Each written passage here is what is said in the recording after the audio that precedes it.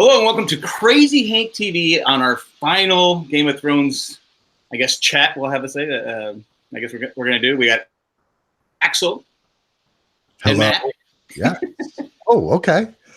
I thought that was my intro. It was, but then I jumped the gun. Oh, that's all right. That's all right. Well, Jack, thanks for having me back again 3 weeks in a row, baby. I appreciate being back here with both of you. You can find me at Podcast Winterfell. And we are still talking about the show. Actually, this Wednesday, we're going to talk a little bit about the season and also about this documentary that's airing tonight, which I look forward to watching later. But thanks for having me again, buddy. I wonder how many people are going to hate the documentary. I have to intercede that I already saw on Twitter people making jokes like, this documentary is amazing. Look how much work they put into a terrible season. Blah, blah, blah. They're already making jokes about it on Twitter, but you got to laugh a little bit. Yeah. People are going to do it. Well, thanks for having me back, Jack, for one of these fireside chats. I was hoping that I would have an intro somewhat like what you do on your other show, where you can just make up something like, hey, I'm Char Grilled Man. So. But yes, I am Matt. I am on another show with Jack called the Ramblecast After Dark, and occasionally I moonlight as a Star Wars enthusiast on Owen and Brew's Barbecue, where we fry up Star Wars food. Still my favorite name. So thanks for having me on to talk about Game of Thrones. It's like the show that everybody has something to say about. Yeah, definitely. Everyone had an opinion. Mm-hmm. Yeah. I mean, it seemed like there's one thing we can agree on is that everybody has an opinion about Game of Thrones and politics. So yeah, I think even politics got pushed to the side. I know, right? For the 3 or 4 days, it was just Game of Thrones, and it was just like you had the angry people, and you had people who they were okay with it, but they were just like, I think I'll stay out of the fire. Yeah, I think a lot of the vitriol and people being upset kind of filters out, and more so what I noticed was a lot of people saying like, yeah, I thought it was good, but I mean, enough of Game of Thrones already. Or it's kind of like the finale suffered. I think in when we look back, people will think maybe it suffered more from fatigue than it did from people not liking it or whatever. It just from people kind of it oversaturating. Yeah, that could be it. And I guess that's because like I was reading a writer for like, I think it was like Hollywood Reporter or something, and somebody tweeted that, oh, you're writing more clickbait for Game of Thrones. Aren't you tired of it already? And he was like, actually, we fulfill our ad clicks by like 1 a.m. the night the show is aired. So we don't need to. We just like the show, like it's like people are just happy, kind of get into it, and then it kind of like becomes so much. But I don't know. What did you guys think? I want to hear what you thought of this finale, Matt. So unlike most people, I or at least most articles that are out there, I enjoyed it. There's certain things that happened that I was like, oh, okay. Like I kind of expected the Jon and Daenerys scenes to kind of happen the way they did. I liked how they set some of that up. And the fact that was kind of like the first half of the episode. And then the second half was kind of like the ramifications of said death. And so I know, I don't know. I mean, even one of our co-hosts on the Ramblecast After Dark, I mean, was really, really upset about the way that things went. And I don't know. I mean, I thought the outro, the last scenes, and, and I think about that as far as like, the end of a show, like what are they leaving me with? What are the last scenes, and it's focusing on the Stark children and their kind of day in the life, and where they're headed. and where we were leaving those in particular characters, because I felt like that was the world that we were opened up into, was through their eyes, and we got to kind of close it through their viewpoints. So, you know, as far as who ended up on the throne, I really didn't care like who ended up on the throne. Honestly, I was just kind of like, I loved that Drogon burned it down. I thought that was really actually fitting to see Drogon burn it down. So to me, I was, you know, of course, I haven't had a dog in the hunt. I've been kind of like accepting what they give me, and maybe that's allowed me to let it pass through me and not, you know, against me. So I like that attitude, man. Yeah. Well, I kind of felt the same way. I mean, it just, I liked it. I'm always talking to Jay and my daughter about it. And I said, and they were kind of like, and then my daughter liked it, but Jay was kind of, I go, well, it was good enough. And he goes, well, shouldn't it be great? I go, but this is, I said it on the Ramblecast too. I said, it's not going to keep me from rewatching it. Now there's finales. Like I said, I keep going to Dexter. I don't think I'll ever watch that show again, because it wasn't just the last episode. The last season was terrible. It was just terrible. But Game of Thrones, it was good enough. It gave me the answers I wanted, or not. It gave me answers to the questions. Like, and another thing too, we point out, you know, that people are saying, well, it ended up with the Starks. So when the show first started, we didn't think there'd be any Starks left by the final season, right? They were all being killed off. So I enjoyed it. I thought it was good. And, you know, it's not going to keep me from rewatching the show. Was it the greatest finale ever? No. But it was good enough. Yeah. For me, anyway. It wasn't the worst finale ever. No, it wasn't. Anyway, go ahead. A lot of people are saying that that's the worst finale ever. I go, there's no way. It was good. You know, man, everything is the worst or the best ever now, right? Like, you gotta try everything, right? It's like, this is like, you know, that's the best drink of water you ever took right there, Jack. It actually made Gatorade, but it's actually pretty good. It's awesome, man. You know what? When I first watched it, I felt as you gentlemen do. I was like, okay, I wasn't happy with everything, but it was an amazing show to watch. Then I rewatched it and I podcasted about it on Wednesday, and then I thought about it again. And then this is the first time I'm talking about it again. Usually I had like talked 20 times, but I really feel like singularly these last two episodes were absolutely amazing. I thought that this finale was an absolutely amazing, almost masterpiece level of television for an hour and a half of TV. Now, I'm not super happy with all the decisions they made, like Bran being the king. I would have liked, I was happy that Brienne was like the head of the King's Guard, but I would have liked to seen her with Sansa. Yeah. I thought that would have fit the character better. I thought that I would have liked to seen a little bit more of like magic mention maybe in the epilogue. Like Bran says, I'm going to go find where Drogon is, and we're reminded that he can still warg, right? And he's the king too. So it's like, it's kind of interesting to me that a lot of people were saying, oh, the magic is going to go away, but really they had to learn to live with it. And they didn't really highlight that. But I felt like the episode, when I was rewatching it, I was just loving it. Like the scene with Dany, with all the soldiers, and with Jon, and when Drogon is, I keep on thinking about it, when you think it's a tree that Jon is walking up to, and then the dragon shakes itself off. Yeah.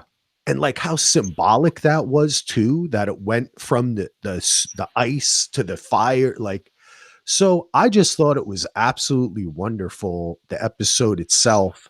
And I think generally, you know, like you guys are saying, we might not have liked all the decisions, but I thought it was kind of cool that it just continues the story too. The end was basically like 4 backdoor pilots, right? Yeah. We can either follow Sansa, Arya, Jon, or Bran. You know, so, I thought for sure they were setting one up for Arya. Yeah, and they say HBO says no, but come on, they're going to do it. They're going to do something. They'll let her go off and do a podcast or whatever she's doing, like us, and then she'll come back and she'll be like, I'd rather be making Game of Thrones. Right. But I like what you said about coming back to the Starks, and Mhm. I don't know. I really enjoyed it, guys. I really thought that, like, the episodes together, you had the whole Varys thing. He kind of sacrifices himself in that episode, and it was Dany. It was like the same thing. The two episodes mirrored each other, you know, in the way they were told, and I thought it was really brilliant. I loved it. I mean, one of the theories or the ideas, and I've seen apparently other people have the same idea, but the fact that Daenerys isn't dead, you know, and I know it's an out there idea, but perhaps Drogon takes her off and she's reborn again. I mean, Jon was reborn. Right. Why not her? And Kinvara, remember that Kinvara lady who was in Essos? Right. Could bring her back. I think a lot of people have been saying that. Yeah, I mean, I think that would be a really amazing thing to think about, another chapter, and it doesn't even have to be on screen, but another chapter in the book, or the fact that it just leaves it as a ... you know, because, you know, one thing that we talked about last week about other great, you know, finals as Sopranos, and how it kind of leaves you like, choose your own, you know. It's like, okay, where these characters go, now you choose your own, you know, use your imagination. Yeah, exactly. Like, what's to say that the Unsullied don't find her, you know, and Daenerys comes back, you know? And, see, look, dude, that's like the 5th pilot that they could have had. Yeah, exactly. This show's never going to end. Yeah, and I think what we're talking about here is that the great thing, and I have to mention Lost, of course, Jack, is like the world that is kind of created by the world, and it's in our imaginations, and we're like a part of that. So I enjoyed that the end, it didn't have a definitive thing, like John dies, like everybody dies, and only Sam is left, or so, you know, like we had talked about a couple of different ways it could go. But I was kind of happy. I think we all kind of said, like, hey, it's probably going to be like the story continues. Right. And that's what it was. And that was really satisfying for me because, you know, you kind of like, it gives you the opportunity to just kind of sit with it instead of doing something that's so final, you know, that you can't go past it. Right. And I like this world to continue. I know one major scene people really had a problem with was when Tyrion is in handcuffs, and he ends up nominating Bran. And I go, well, and first I agreed with it. Then I started thinking, I said, that's not the first time Tyrion's been in handcuffs and certain death and gotten out of it. So maybe that was just I think it was in character for him to. Plus, most of the people on the panel respected him. So yeah. So I at first I was on board with people. Yeah, that was just stupid. That was just stupid. And I go, well, why did they call him stupid, Jack? Because he was a prisoner, and why is the prisoner nominating the yeah king? But look who was holding him. Look who his captor was. It was Grey Worm. Yeah, right. I think at that point that scene really worked for me because you could see Grey Worm tried to stop him twice, right, and then he just kept on going. And at that point, I think Grey Worm was kind of. You see how he eventually just agreed. All right, as long as Jon goes to the wall, we're out of here anyway. Right. So it was like he kind of was halfway out the door anyway. And in a sense, I almost saw this like look of resignation on the face. Like I would think of like if you're asking the actor, what's your motivation here? He's kind of like, these people are just going to talk anyway. Right? Like let them do their Westerosi thing. Right. Look at all this good it got me for coming over here. So it was kind of like he just let him. Eventually, it was like he wore him out. Yeah. What was he going to do? Kill him? Right. Yeah. There had already been so much killing already, you know? Well, and I think at that point, I mean, the Unsullied and Grey Worm, I felt like they were a snake without its head. You know, they really had no leader. I mean, yeah, he's a leader, but he's not. Grey Worm was never the decision maker. He always followed. He's not the person that's going to come in and say, okay, now that Daenerys is gone, I'm going to lead the second revolution or whatever, and, you know, try to take these people down. You know, I felt like it was actually in character for him to not know what to do. Because he's always been told. Exactly. He's always been told. That's his lot in life is to be told what to do. He's never been a decision maker. Right. He's not a shot caller, you know? He's a baller. You're right. He's a baller. Exactly. Like, that's what he does. He's a baller. He's not a shot caller.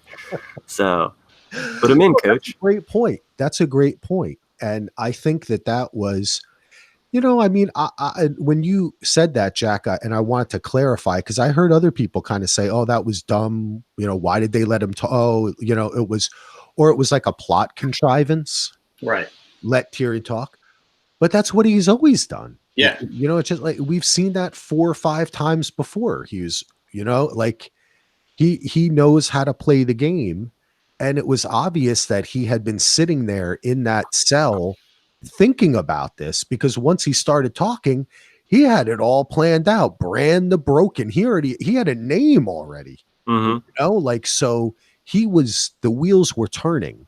Well, I went back to the scene with we actually don't see the scene, but Tyrion talks with Bran saying, "Tell me your story," or something. Tell me. Oh, nice, Jack. And I said, I tried using that. And people, they don't want to hear it. But I said, no. But remember, that's what we don't see it, we don't hear it. But he did have a long conversation with Bran, so that's probably why he nominated him. And everybody pointed that out after that episode, didn't they? Oh, what did he say to him? It's going to be something magical. Well, what it up was that they connected enough for Tyrion to already be forming a plan, right? You know? Because I think it became obvious at some point, and that was like Varys' mistake. His mistake was that Jon was never going to agree to be king. No. So he should have abandoned that from beginning. That was the great mistake he made in the end. Yeah. You know, if he had gone to Tyrion and said, neither of them are going to be good, where does that leave us? Then maybe we could have gotten a scene where Tyrion says, well, you know, Jack reminded me I had a conversation with Bran. I was watching Crazy Hank TV, and Jack reminded me that. But we have to infer that, which I think is something that I kind of enjoyed about this season, actually, that they trusted us to infer these things. I keep on saying I found a lot of it to be kind of like a play, you know, where you know that you're seeing like highlighted scenes. You're not seeing all the in-between. Right. It's a play. So you let that happen. And that's how this season, I kind of let it happen to me like that, you know, and that Tyrion thing was one of them. As soon as he was in front of them, I was like, okay, Tyrion is going to start talking. Yeah. And he did. And that's okay, because that's what he's done. And again, it wasn't out of character for him to be in handcuffs. Not at all. And like, get out of it. All the people there liked him. Yeah. They respect him. They like him. Yeah. I think one of the things that stands out to me for this season, and I like I said earlier, you know, there's like 100 articles about why it's bad.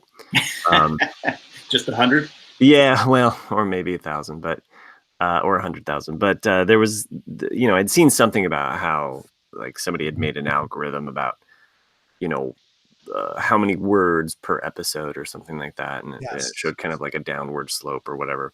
But I will say this, though, about this season, and, you know, you can nitpick and say, well, there's not as much words or dialogue, or maybe it's not well written.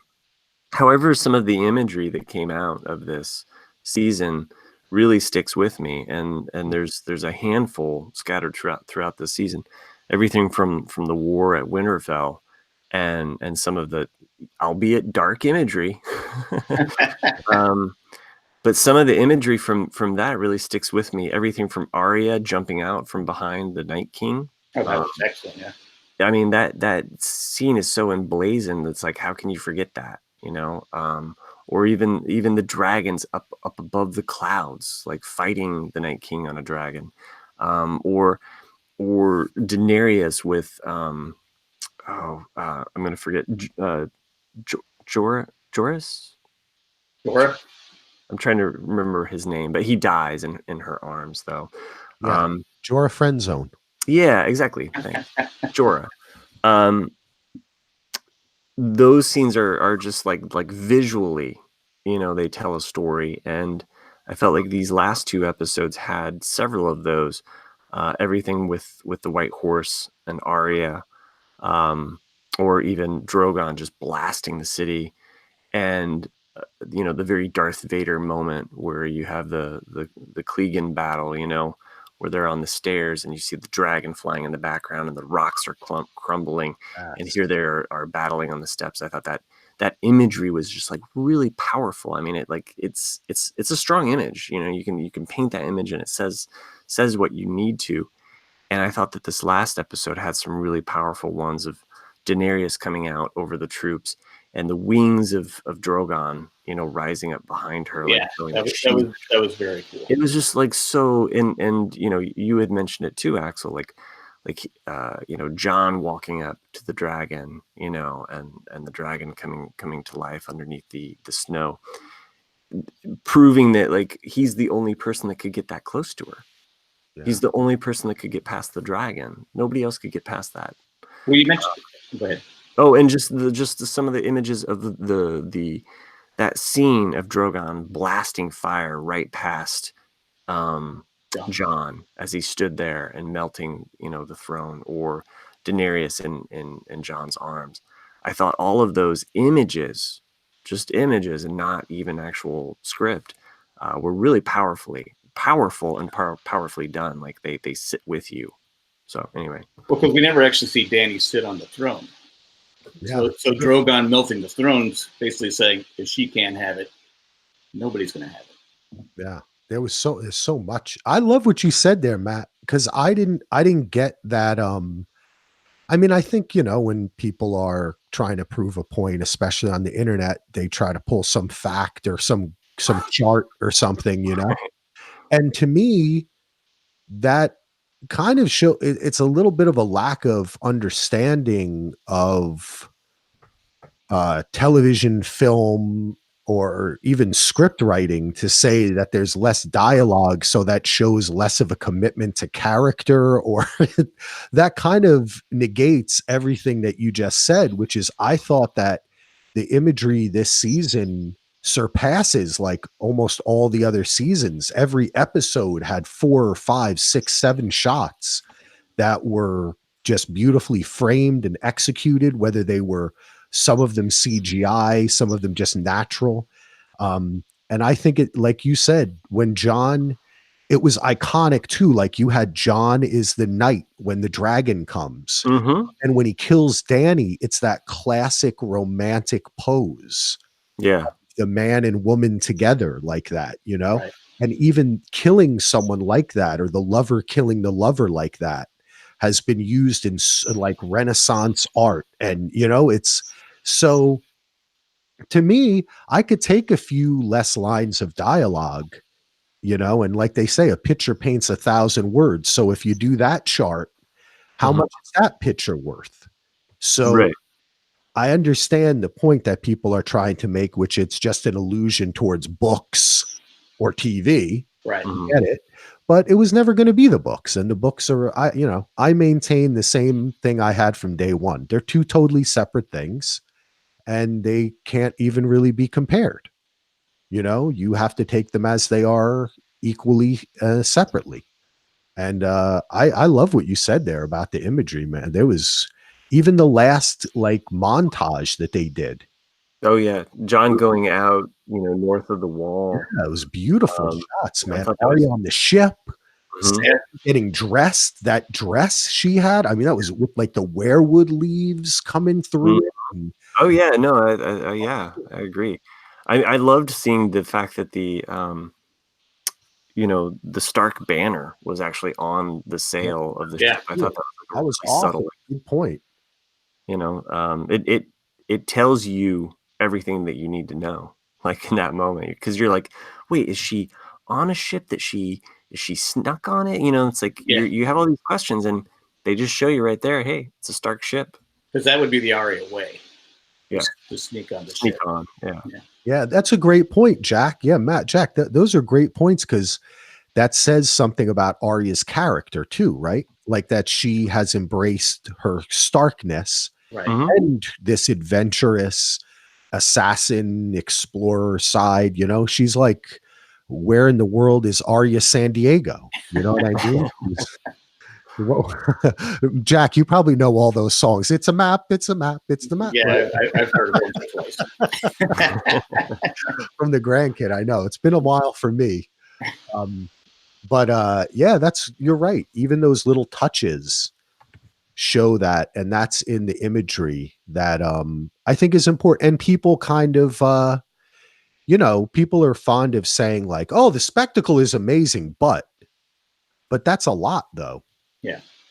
You know, that's always been a part of this show, and it built up. So that stuff was amazing stuff. And the burning of the throne. Did you think that Drogon was going to kill Jon? Because for a second I thought, yes, oh, you thought so, Jack? I thought so, yeah. How about you, Matt? What did you think so? I don't know. I was worried that I don't know what I thought in that moment, honestly. Like if he was going to kill Jon or not, because I thought on some level that the dragon respected Jon, or at least identified that Jon was of that bloodline. I mean, I think there was a certain kind of like dragon recognizes dragon kind of, you know. Game recognizes game. Yeah, exactly. But they're ballers, right? they're all ballers, every single one of them. Yeah, I thought there had been some talk. What happens, because I was saying, I think I said last week, what happens, they try to kill the dragon first and Jon goes in there, and some people like, what happens if the dragon tries to burn Jon and Jon won't burn? You know, like he's magical too. And for a second I thought they might do that, but then I was kind of glad, actually, and I'm usually into all this magical stuff, that they didn't go that way too much in this episode. That they kind of like, our characters will encounter the magic and it's part of what surrounds them, but it's really more about them. So I like the way the dragon almost said, kind of like, I felt the dragon was kind of like Grey Worm, where it was like, I'm just going to let you humans, you know, you did what you did. It's not my job to judge it. I'm just going to take her away. Maybe back to where, because it was Drogon, remember, that was flying around when Tyrion and Jorah saw in Valyria, right? When they saw stone men. Right. So maybe the dragon takes Dany back to where she came to bury her, or you know what I mean? Like something like that. I thought that was kind of cool. But that was still the CGI in that scene. Like when I think about it, I think there was a real dragon there. It was very realistic. It was great. It was. You know, but that's why I always assumed Jon was going to die anyway. I did too. So I thought that, okay, this is where he's going to die. I kind of assumed that Jon would die. I just, you know, but he needed to die purposefully, right? Because why would he be brought back to life? Yeah. I do want to point out, or at least mention, the fact that, you know, for all, and myself included, for all the people that were like, you know, Jon's a bastard for not recognizing Ghost, you know, and like just not even petting him goodbye. It's hard to say goodbye. It's hard to say goodbye, and Jon's not one to say goodbye. No. And the fact that he actually ends up with Ghost in the end, and that scene where he is coming back to, when he's coming back to the wall, and you know, the guard there, I thought it was interesting that like you can see it on his face, like he is a man that is broken. He is not happy. He doesn't even, I'm sorry, I'm missing out on names, probably because I had a little bit of this beard. But the red bearded guy that was in love with Tormund. Yeah, he even sees Tormund. he doesn't crack a smile. He's not like, hey, bro, Yeah. nothing. The one moment that he like perks up and he's actually happy is when he sees Ghost. Yeah. I thought that was really, I mean, I thought that was actually kind of a nice moment. So. And it shows people should have had maybe a little bit of a patience with that sometimes when a TV writer or in a film, they do something that seems against character. It's on purpose. Mm-hmm. And it's planned, and it was planned for you to remember that he didn't say goodbye to Ghost. And then they make the special shot of him kneeling down and ruffling the, you know what I mean? Like, Yeah. and there were all these articles that came out and people on Twitter. I interviewed the director and they said blah, blah, blah, you know? And it's like, you just wait a little bit and you see it. And then that actually was like a really nice moment, right? Because it was the same way you had mentioned, like with Arya with the Stark sigil, that was him coming back to his family. Like, he came all this way and look what he found. There's still a Stark there, right? Like, that's part of his family now. And then he gets to go beyond the wall and be like Mance Rayder, and maybe, you know, is he going to do that? Or maybe he just gets a little house, finds Egret's sister or cousin because he likes the redheads. I'm not going to blame him for that. And he becomes like the new Craster, except he doesn't have sex with his daughters. I would hope not. Yeah, I was going to say, yeah. Well, we don't want Jon Snow doing that. Yeah, he's against incest. We know that about Jon. Yeah. That's one thing that I will say. I would have liked at least one scene in either the penultimate episode or this, the final episode. It really wouldn't have worked, but maybe the episode before where Jon just basically said, because Varys said it, like they don't go for that here in the North. Mm-hmm.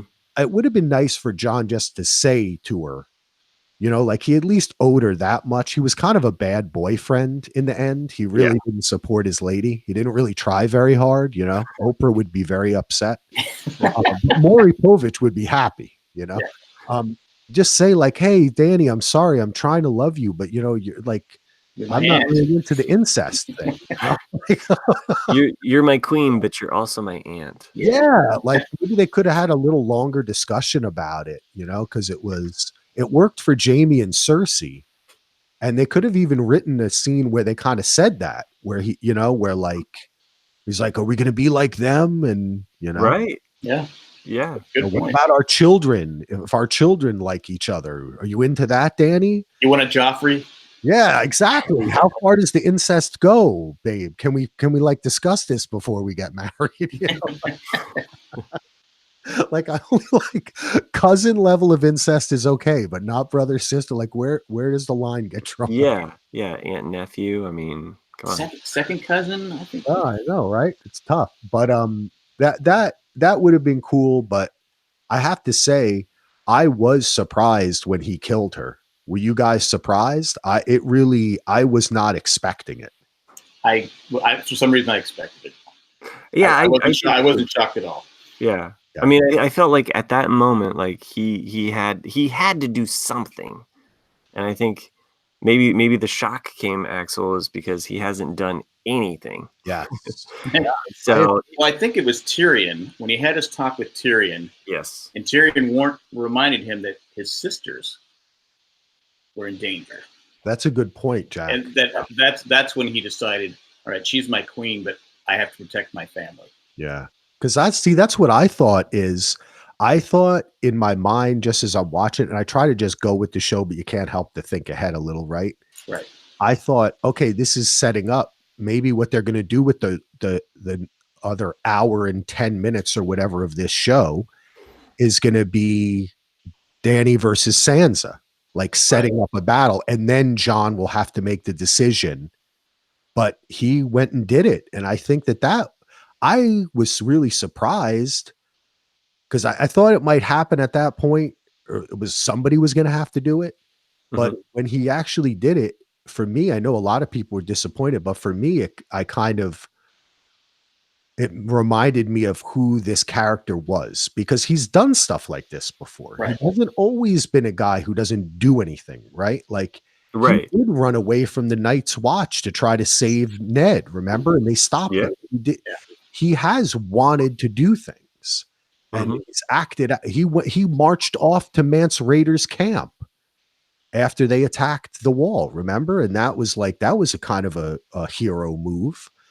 So it was just very tragic. But he finally, the Hamlet no more. And I mean, he was very active. I realized that he didn't have the killing blow against the Night King, but he was in that battle at Winterfell. I mean, I felt like he was an integral part of that, even though he didn't have the killing blow.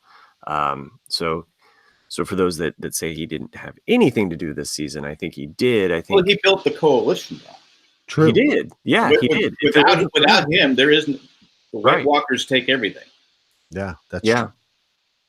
So building is important. Elections coming up. Yeah. Did either of you want anything more from the Night King or the zombie walkers? Were you kind of like, give me something more? Or no, I think once Arya, I think it was such a cool scene that it just worked for me. I just thought it was because I think we talked about. I forgot all about Arya going away, saying when she's Melisandre. When she tells her, I forgot all about Arya. So when Arya killed him, I was like going, oh my God, I forgot about Arya. Right. Because you keep seeing Jon pinned down by the dragon. Yeah. Like going, well, how's he going to get out of there to go kill the Night King? I mean, how's this going to happen? Oh, it was great misdirection. Yeah. So they did. I mean, I know a lot of people said they weren't fooled. That's great for you, but it worked for me because I was fooled completely. Yeah. Matt, to answer your question, I guess again with Lost, it kind of taught me that this is going to be about the characters, and the mythology stuff is fun, but I did want more, and I'm also satisfied with the decisions they made.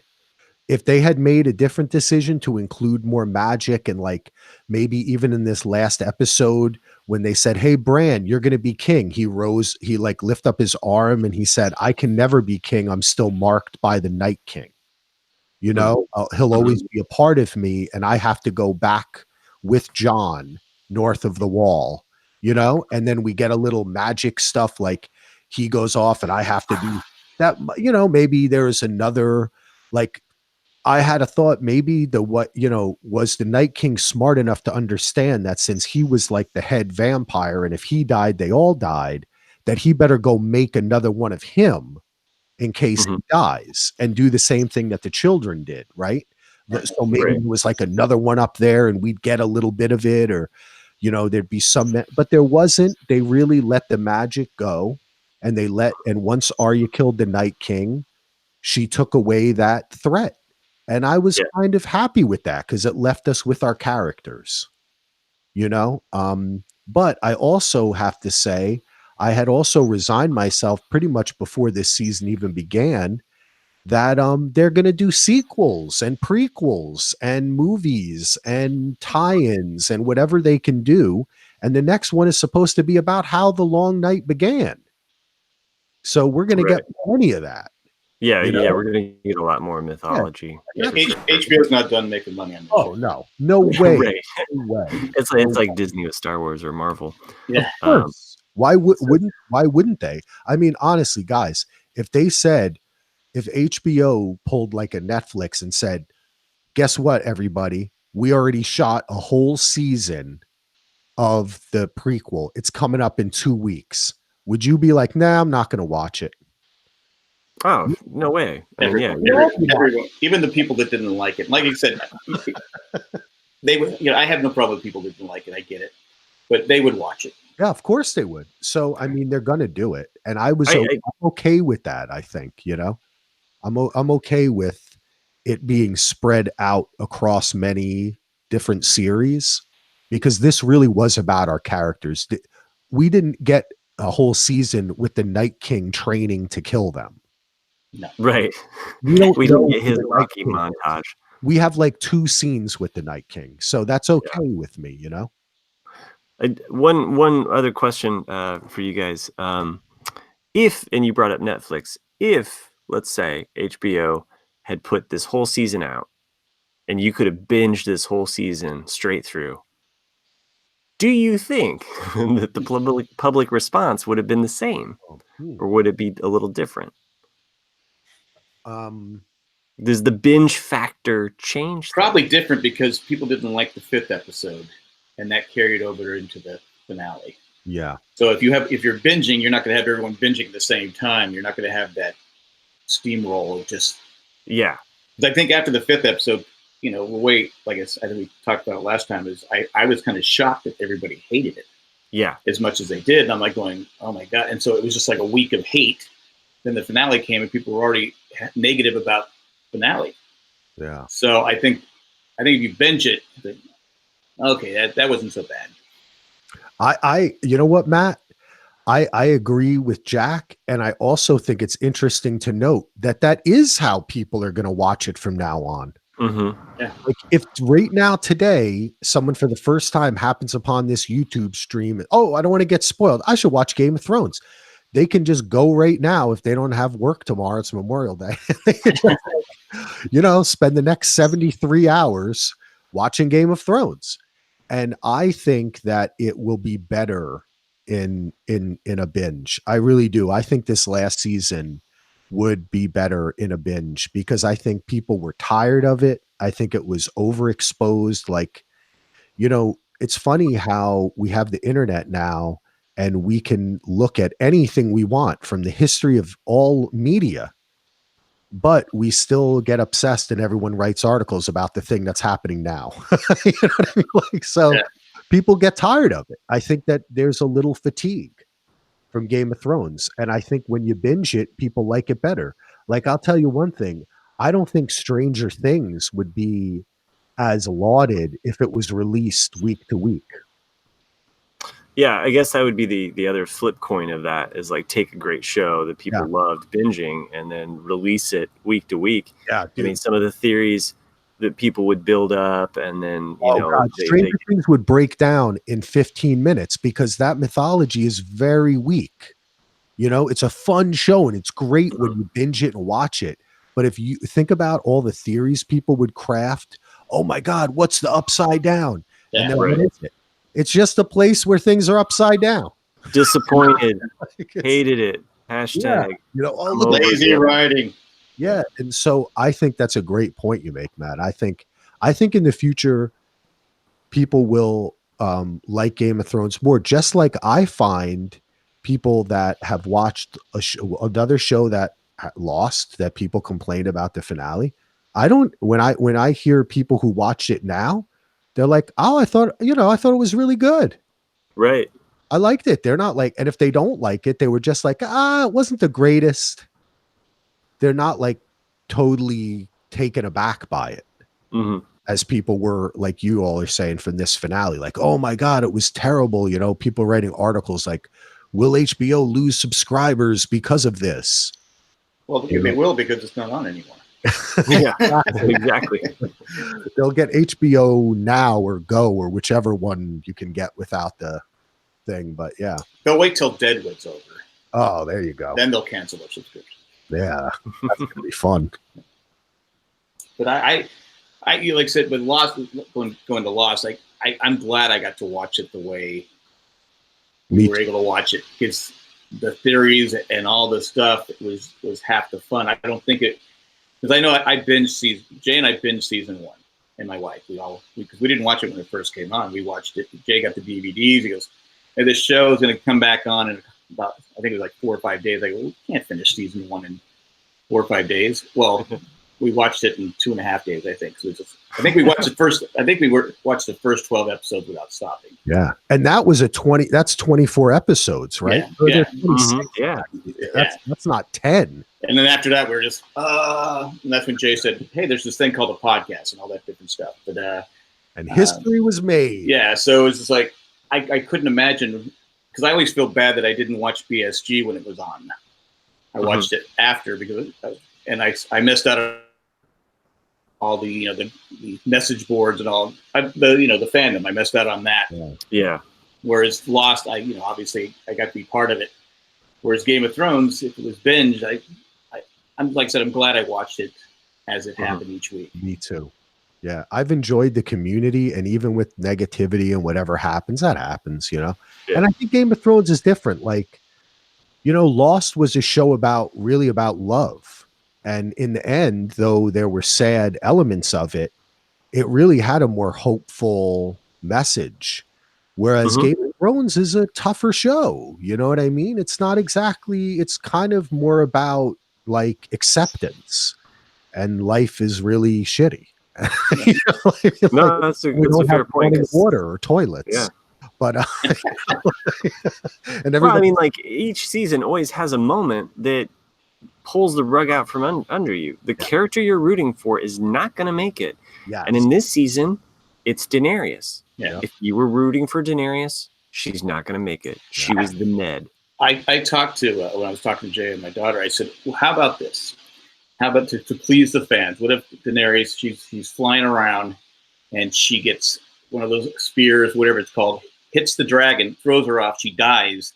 The dragon goes crazy and burns King's Landing down. Mm. Would you be okay with? Would that have been okay with the fans saying, okay, Dany didn't go? We could kind of see she was going to go crazy, but she died a hero, which a lot of people want. I mean, I know a lot of people are upset that they wanted her to, like Matt said, every season there's a Ned, Yeah. and so maybe if she was the hero, then it's not her fault. The dragon was Yeah, I like like that. like the dragon burned down the throne, melted the throne. He burns the town down. I think that's a fascinating idea, Jack. That really is, because then you could argue like, you know, she had kind of become the dragon and the dragon was following through on her wishes, but Right. she didn't really decide. And Yeah. that I could see, but you know, people would complain about that. Oh, too. they would complain about it, but I'm just saying. but that would make the Dany fans, because a lot of people, like you said, a lot of them are just ticked that Oh, I know. that she's strong, powerful woman, and she turned out to be okay. Let's make her crazy.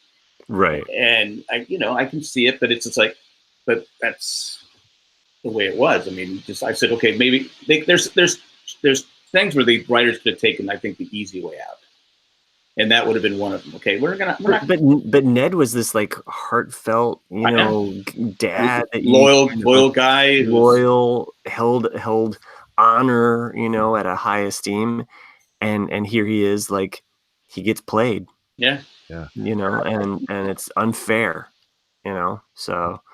And you could see the same thing for Dany. See, the one thing I think is that's why,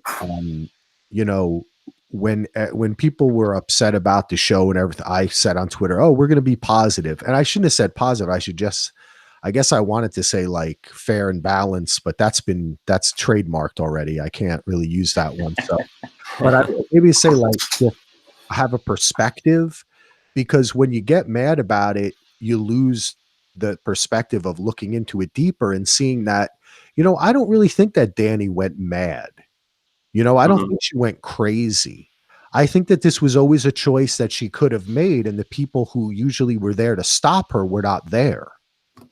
Well, and I think that she realized she had to lead the only way she was going to get the throne was out of fear. Yes, and because look, what a tangled web we weave. She asked Jon to lie, and then Jon didn't even kind of stand up for her by saying, "Look what you're asking me to do." Like, he could have fought back more. I think that it was a failure. That's why it was a tragedy to me, and not just a heel turn, and like in wrestling, like she all of a sudden becomes bad. I think she just basically went with one side of her nature that had always been present. And she was a person who, when she did something, she did it. Yeah. So it wasn't like she was liable to say, "Hey, I'm going to just burn down half the city."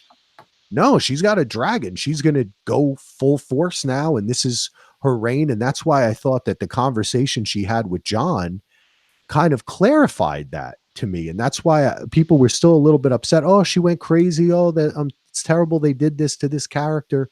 Like, no, she didn't go crazy. She made a choice. And she explained it to Jon. She thought it was the right choice. She actually legitimately was like so removed from knowing what was right that she thought it was the right choice. She is in that last scene with Jon. Yeah. And then you had, there was an article this week. I don't know. It was like I think some military strategists or something wrote in and were like, "No, Dany actually made the right choice.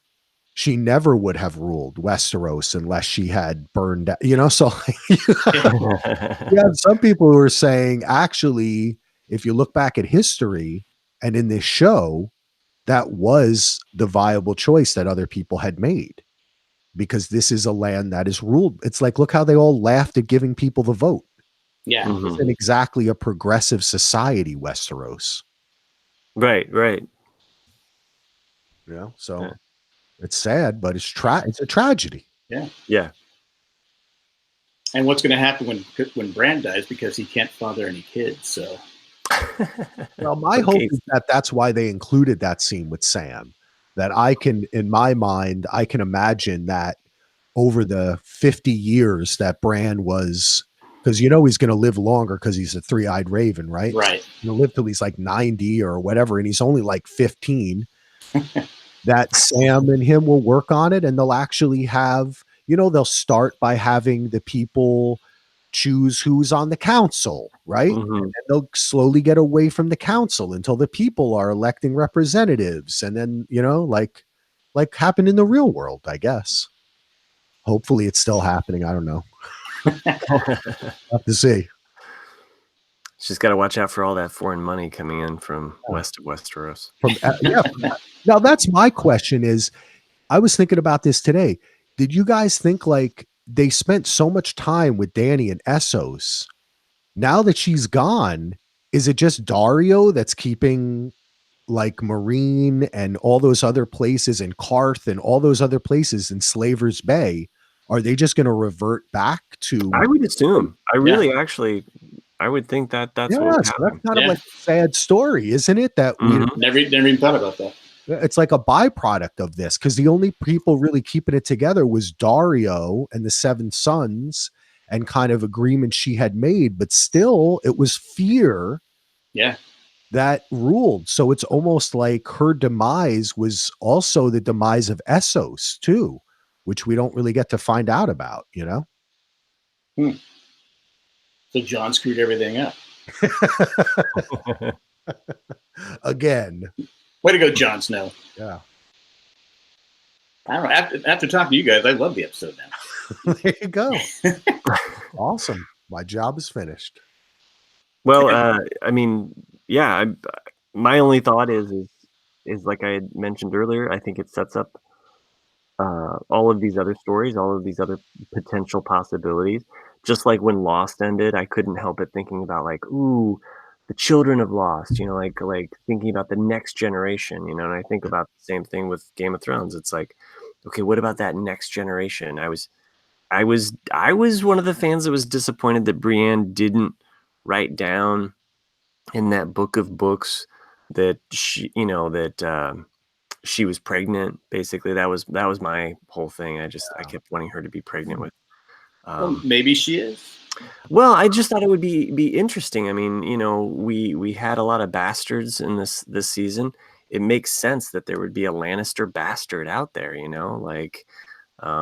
Yeah, but that wouldn't be good, because she's got to see what's going to happen is she's going to go on a journey to the wall, and she's going to finally say, I had the man of my dreams, Tormund, here waiting for me. And she's not going to be encumbered by Jaime's another crazy Lannister baby. Fair enough. I mean, I am a big ginger like Tormund, but I always thought that Brienne was kind of like the purest character on the whole show. Like, to me, she was like the only person who I would kind of look back and say, she never really did anything bad. Right. You know, she's a really good person. And that's why I kind of didn't like that she went after the bad guy, Jaime, you know? I mean, I just felt like, to me, I never really shipped them. That's the second time I've used that word on a podcast. But I did use it, and I'm over 40. But I liked her with Tormund because I felt like, you know, Jaime was like, I don't know, he's like John. He's a little too emo. It's like too serious. Tormund, they could have why always the bad boy, right? Yeah, go explore in the wild, Brienne. You know what I mean? Go find a cave like Ygritte did, right? You know? Yeah. Well, I still say, the next generation of Game of Thrones, Daenerys is alive somewhere. She's an older woman. She's with the dragon. She's has this other army going on. Who knows what could happen? Bran's a lot older, Yeah. John's an old man. It's like I just think that all of these characters could age, and there could be a whole nuance of another generation of players that come along, and we get to see the old guard die off. And then, well, I'm sure these ideas are being pitched at HBO right now. Definitely. I say within. I mean, I know we're going to see this prequel and they're going to shoot more, and I think they're going to do a sequel. I mean, why not? Yeah, there's no reason not to. They're going to put money behind it and people who care, and they'll have fun doing it, and we'll be back here on Crazy Hank TV talking about it. Again, like we talked about, they left it with so many different sequel possibilities. I mean, that was actually pretty smart. Definitely. Anyway, is that it? Are we done? That's all I got. Anything else, Matt? No. Anything else you want to get off your chest? No. I got nothing else to get off. Should I? I feel like you're setting me up here. No, I'm just kidding. Because on the Ramblecast, we just sat there and went when someone was going on. Oh yeah, there is that. Yeah, because when people get upset, you just let them speak. So. Yeah. Sometimes once they start, you just gotta let them finish. So. Anyway, it was fun talking to you guys with Game of Thrones. I really enjoyed it.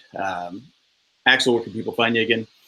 You can find me on podcast Winterfell, and also pretty soon you should be checking out Daily DVR. You can subscribe to that because we're moving to other worlds, to California. We're going to be covering Big Little Lies with Jenny, and we're going to have a lot of fun doing that. So check that out. Nice. And Matt, where can people find you? Well, I mentioned it earlier, but Ramblecast After Dark, RCAD. Check us out there. If not, Owen and Brews Barbecue, you can listen to an episode of me talking with my kids about the recent Star Wars trailer that dropped, and hopefully we'll have some other episodes coming up soon. Maybe Jack will be on an episode. That's kind of a big question. I'm holding out for more coin. More money. Okay. More coin. Right. More coin. Fair enough. But no, this has been great, guys. Appreciate you guys coming on. Yes, honestly, thanks, Jack. It's been really fun talking some positive about what I liked about the show. I mean, without getting too much into the negative Nancy of things. Again, people, I have no problem with people being negative. If that's what you felt about it, I have no problem with that. It just, I liked it. So I want to be a little bit, like you say, a little positive. A little positive goes a long way. Yeah. You don't have to leave the whole earth scorched. Because people know me. I can find the negative in almost anything. So for me to be positive is kind of a shock, I think. It is. All right, guys. We're out of here. Great show, kids. 1 in a million. That's what I was waiting for. Okay.